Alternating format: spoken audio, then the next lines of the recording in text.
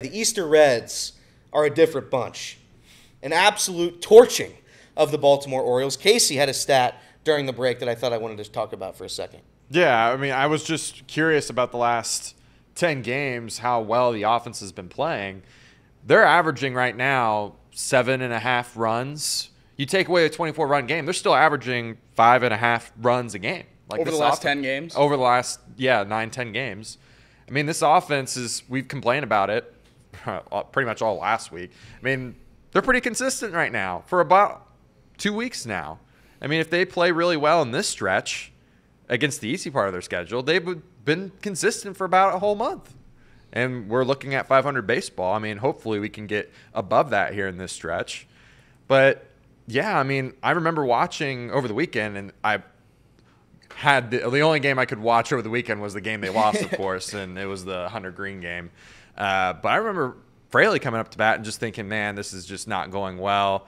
And boom, home run. I mean, I think that was the game where somebody had only hits, walks, and like got on base just about every time they're at bat. I can't remember what game that was exactly, but yeah, this offense has been really producing. I don't know if it's just because the Orioles are bad or what, but they got to capitalize on the stretch. The Orioles pitching staff has been battered. There's no doubt about that. I mean, I don't want to take away from what the Reds did, but it is a fact that the Orioles. I mean, Charlie Morton belongs in a home, not on a mound. Correct. So they have been dealing with struggles when it comes to pitching. The other thing too, I forgot to mention this, that Orioles game that they lost, there was a point where Elly would have, I think, tied the game at like 5-5. They dropped a ball out in foul territory. That could have changed the whole landscape of the game right then and there too. I mean, they were like, I know the final was 9-5 and it got out of hand early or later on in the game, but you get to a different scoring. Like if you tie the game up, I think it changes the ball game just a little bit. So I mean, despite them losing the one game, I think that the team itself has been not just like squeaking by. Obviously, they've been dominating, but like they're being very competitive throughout the entire game. Yeah. It's great that they have leveled out and had some consistency, because you kind of mentioned it there. If you look at the overall numbers of this team, they're working their way back to kind of what we expected them to be. I never in a million years imagined that this lineup and these players would be able to create this kind of highs and lows. Yeah. In terms of 3 consecutive 1-0 shutouts, and that goes to both how great the pitching staff was during that stretch and how abysmal the bats were. And then to turn around here, and like Casey said, over the last 10 games, they're averaging 7.5 runs. Yeah. I mean, that kind of high and low is unsustainable, really. So to hear that even taking out 24 runs gets them to about 5.5 over the last 10 games, that's a great, great place to be, because that's the worry with a lot of these guys. You talked about it there. The bats that are really thriving in this lineup, more than them than not, are surprises. Yeah. Which does scare me a little bit in terms of how long can they keep this up. Gavin Lux hitting .320. Certainly, he showed flashes of that in the second half last season. People were very optimistic about the move. I don't know if he's going to be a .320 hitter all year long. Jose Trevino certainly hasn't shown to be this good of a bat his entire career through a full season of sample size. So we'll see what happens. But when you look at those stats as well, I mean, Matt McLain is not playing all that well, down to hitting .204 with a .340 OBP. That's something that's going to bounce all the way back. Obviously, Elly over the weekend had a massive jump in his statistics, jumping from, I think, about 22nd in league OPS and then up to 6th after Sunday. Yeah. So that really shows you how fickle a lot of these stats are early in the season. You talked about the team runs going from league average to towards the top. Looking at numbers, both good and bad, you got to be a little hesitant early in the season, because you just never know. One great series can bring a guy from 30th to 6th, and one bad series can bring a guy from, I'm sure, Austin Wynns is one of the best hitting catchers in all of baseball right now. He goes out there and plays 3 straight games, goes 0 for 15, I'm sure he'll be one of the worst, because he only has, 50 at-bats. So you certainly, take a lot of this stuff and be happy with guys playing well and be optimistic about this team, but it was, 2 weeks ago they got shut out 3 games in a row? Yeah. I'm very nervous about the consistency of this team, but if we're going to have highs that are just as high as the lows are low, we will be in the mix. So keep having those highs if you're going to have the lows until you can figure it out. It's frustrating. I mean, it is frustrating to watch at times because you don't really know who they are yet, and maybe it's because they're all so young. I don't know the answer, but it is a concern to me that there's still no identity. And once we figure out the identity, we'll have a different ball game. But there's a lot of work to be done still. It's a great series for the Reds. It's a great series for the Reds over the Orioles. One of the guys that we mentioned last time, Austin Hayes, last segment, 30 plate appearances. He's hitting .430, a .467, 786, 59.1 hard hit percentage, 22.7 barrel percentage, a 108.5 max EV. Again, a lot of those stats go over my head. Here's what I read. The guy's been absolutely incredible. He came up when the Reds needed a bat, and he was a bat immediately. Immediately. I was there for, his first night in Cincinnati. I believe Jacob was there as well. Absolutely. This is why you signed that guy for $5 million. It's going to be an unbelievable signing. I don't expect Austin Hayes to save the lineup. I know that was our debate last week. Will he save the lineup? Has he? I mean, maybe he has. Maybe he has. But him playing well, the rest of these guys playing well, it's something else, man.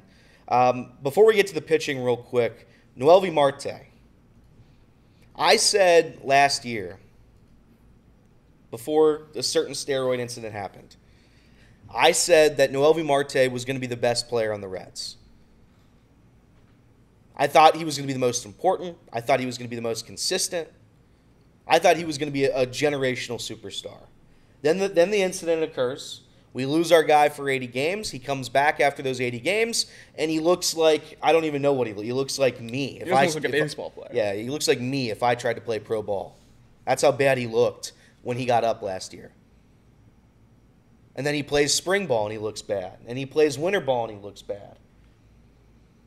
And I had lost everything I had in Noelvi Marte. All the stock I had, I'd given it up. I'd sold it low. I'd lost. I'd lost it all. To me. I gave it all to you. If Noelvi Marte, and I know he had an error technically yesterday, if Noelvi Marte can be a decent third baseman, and he can hit the way he hit yesterday, the Reds, the outlook for the Reds changes drastically because it's less pressure on Jeimer Candelario, who clearly can't handle it. Jeimer Candelario is a lost cause. He can hit 9 home runs and 9 straight at-bats, and I probably still wouldn't be in on Jeimer Candelario. The less I see of Jeimer, the better we all are. If Noelvi can play third, great. Steer's got to go as well. So, I mean, at some point, Spencer Steer can't be on the Reds hitting 125. He's not healthy. I don't blame Spencer Steer. He was a great player last year. He's not healthy right now. There's no reason for him to be here.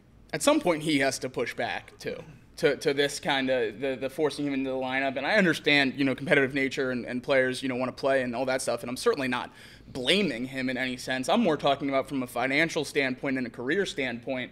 Going out there and hitting 120 for 3 months is going to do irreparable damage to your statistics. Yeah. And, I mean, if he's going to do this for who knows how long, I don't know how he can be okay with that as a player who prides himself on, being available. And I guess that's what he's doing right now is he's being available. So we should give him a round of applause to that. But at some point it is hurting the team. And I understand the pushback from some people saying, who else do you want there? At some point it's anyone else. Because we just saw Noelvi Marte and Austin Wynns combine for 11 hits. So let's try someone else at the DH role. He played first for the first time this year, and I'll be interested to see how that progresses. But nothing from the first 20 games at the plate showed me that he was healthy enough to move to the outfield or to the field. And now he played first base, and we'll see how that affects the injury and how he's able to attack pitches at the plate. So I don't know why there's such a discrepancy in the Spencer Steer conversation. We're not anti-Spencer Steer. I think when he's 100%, he's certainly one of the best bats on this team with the current roster, and I think you're hurting the future Reds months down the line by not getting him back to 100%. Yeah, nobody's saying Spencer Steer's a AAA player. All we're saying is he should be on the IL to fix whatever injury he's got going on. Nobody thinks Spencer Steer's bad, but he's bad right now because he's not healthy. And they can masquerade the fact that he's healthy by putting him at first base and saying he's getting better by the day. But if you're going to contribute a 110 average with 4 hits, 6 hits on the year, You're not healthy. At least I'm going to give you the pass that you're not healthy, and we're going to move on. We're going to hope you get right. Give him a month off. Give him 2 months off. I don't know how many months it's going to take for Spencer Steer to be healthy. But clearly something's not healthy right now, and it needs to be addressed. But Noelvi Marte is an everyday player as of right now. It needs to be an everyday player. What's the justification for putting Jeimer Candelario back in the lineup at this money. point? It has to be, right? That's money's the only thing. Because you can't justify playing him at first over CES with what CES has shown you in the field, and they're very comparable at the plate. If Spencer Steer is healthy enough to play in the field, then he's certainly a better option at first base, regardless of the bat numbers, than Jeimer Candelario. Again, very similar, both hitting about 130. And you can't bench Noelvi Marte after the game yesterday. So I don't know what the answer is with Jeimer Candelario. Obviously, he's going to be on the team all year. Calling for a DFA or anything along those lines is nonsensical. That's not going to happen to a guy making this much money. We were looking at it yesterday. It does look like this is probably going to be his last year on the team if something doesn't change. Yep. So, obviously don't want to look too far ahead. A lot of season left that he could turn it around. He's had slow starts to the year before, but this feels like something else. It feels like it might just be the end of Jeimer Candelario. He doesn't look competitive. He's not a good defender. I don't really know what he adds to the team. He adds nothing to the team. In fact, he takes away from it. Every time that Jeimer Candelario plays baseball, it's worse. It's a worse brand of baseball for the Cincinnati Reds. It's a worse brand of baseball. And I saw in the chat, Noelvi Marte, he was stat padding a little bit. Yes, sure, he was. I mean, no doubt about it. I think he had 2 hits against position players. Still had a great game. And if you're able to use that as momentum, as confidence, I'd still take Noelvi Marte. If Noelvi Marte hits $120, it's still more than what Jeimer Candelario has given me. Just keep that in mind. Jeimer Candelario is hitting 130 for the season. 130. Doesn't make contact with the baseball. He has woeful at-bats. Plays 0 defense whatsoever. So he can't DH, he can't play the field, and he can't hit. That leaves pitching. Can he pitch? Probably not. He's getting paid a decent amount of money. He has to play. Obviously, that number goes down next year for the contract. So I'd imagine he'd be gone after this season. But who knows with the Cincinnati Reds. It'd be a team option after that. Noelvi Marte has to play every day. I think Austin Hayes is at a point where he's going to play every day, has to play every day. And you move around to who's going to be at first base. I understand why they don't do the Jose Trevino, Austin Wynns first base catcher every day. I understand that. We have to have some semblance of a backup catcher on this team in case something happens. But to have those 2 bats, which are arguably top 5 bats in this lineup, not playing every day, that's something to be. I'm not going to say concerned about, but it is something that makes the Reds worse than they possibly could be.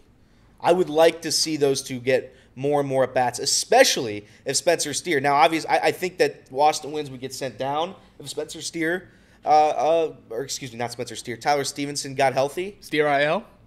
I think Steer would go to the IL. I don't know. Who knows what's gonna happen with this lineup. But right now, there's a way to make it better than it is. And obviously, it's getting rid of Jeimer Candelario. Not in terms of cutting the contract, but playing less. Just playing less is all I ask.